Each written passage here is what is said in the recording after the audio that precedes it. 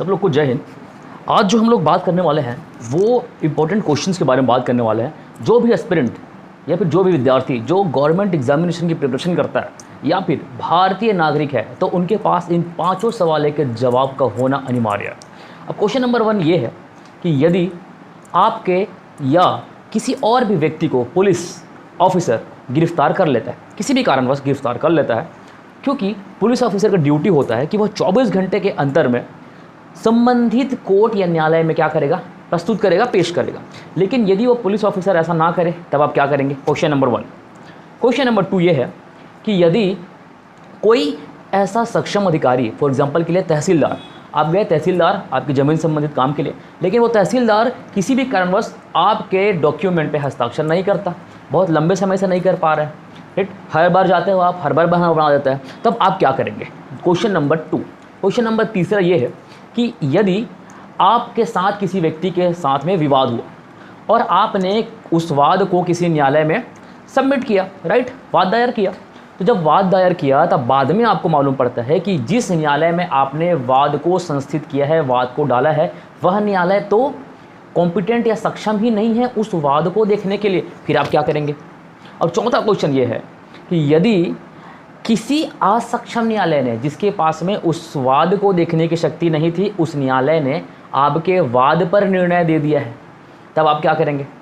ठीक, तो ये इंपॉर्टेंट क्वेश्चन है और इन सारे क्वेश्चंस को जानना आपका क्या है, ड्यूटी हो जाता है। अब सुनिए 5वां क्वेश्चन। यदि कोई ऐसा पब्लिक ऑफिसर है ना, ऐसा कोई गवर्नमेंट ऑफिसर हो जाता है, सार्वजनिक अधिकारी हो जाता है, जो किसी ऐसे पद को होल्ड करके रख लेता है जो आपके अनुसार आपको लगता है कि इसमें इस पद को धारण करने की योग्यता नहीं है। फॉर एग्जांपल के लिए यदि वह व्यक्ति 20 साल का है और सरपंच के पद को धारण करके बैठ गया, तो हम कह सकते हैं कि इसके पास में इस पद को धारण करने की योग्यता नहीं है। तो इन सभी 5 प्रश्नों का आंसर क्या है? इन सभी 5 प्रश्नों का आंसर केवल एक है। वो क्या है? रिट, जिसको हम लोग बोलते हैं संवैधानिक उपचारों का अधिकार। संवैधानिक उपचारों का अधिकार को भारतीय संविधान के अनुच्छेद नंबर 32 में मेंशन किया गया है। भारतीय संविधान जो कि भारत का नहीं पूरे विश्व का ही सबसे बड़ा संविधान है, वृहद संविधान है, जिसमें 395 अनुच्छेदों का संश्लेषित किया गया है। 395 अनुच्छेद में अनुच्छेद नंबर 32 या आर्टिकल नंबर 32 में रिट का प्रावधान किया गया है। रिट नंबर 1, बंदी प्रत्यक्षीकरण।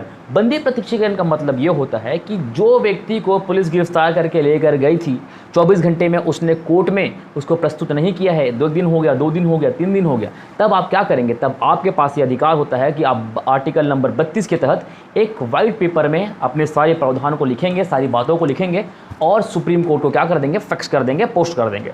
सुप्रीम कोर्ट में किसी भी लेटर को, मानवाधिकार से संबंधित लेटर को फैक्स करने के लिए किसी भी प्रकार की फॉर्मेलिटीज़ को कंप्लीट करना ज़रूरी नहीं होता है। आप अपने लैंग्वेज में लिख सकते हैं, कोई भी प्रॉब्लम नहीं है, इंग्लिश में लिखेंगे तो बेहतर रहता है। चलिए दूसरी बात, यह जो बंदी प्रत्यक्षीकरण का रिट है, यह जय भीम मूवी में आपको देखने को मिल सकता है। जो साउथ की एक मूवी आई थी जय भीम, ये बंदी प्रत्यक्षीकरण के रिट पर ही आधारित है, आप देख सकते हैं।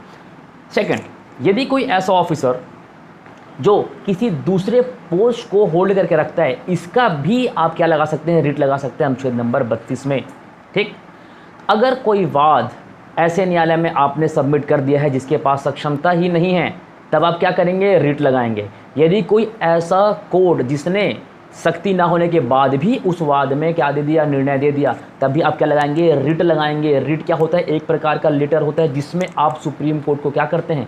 बताते हैं कि संबंधित कोर्ट जिसके पास शक्ति नहीं थी, ये हमारा या तो विचारण कर रहा है या तो इसने इस वाद में निर्णय दे दिया है। इसके पास, सुप्रीम कोर्ट के पास ये अधिकार होता है कि जो सक्षम न्यायालय होगा उस सक्षम न्यायालय को आपके वाद को ट्रांसफ़र कर दिया जाएगा, या फिर सुप्रीम कोर्ट के पास ये भी क्वालिटी है, ये भी उसके पास शक्ति है कि उस वाद को स्वयं भी देख सकता है। क्लियर?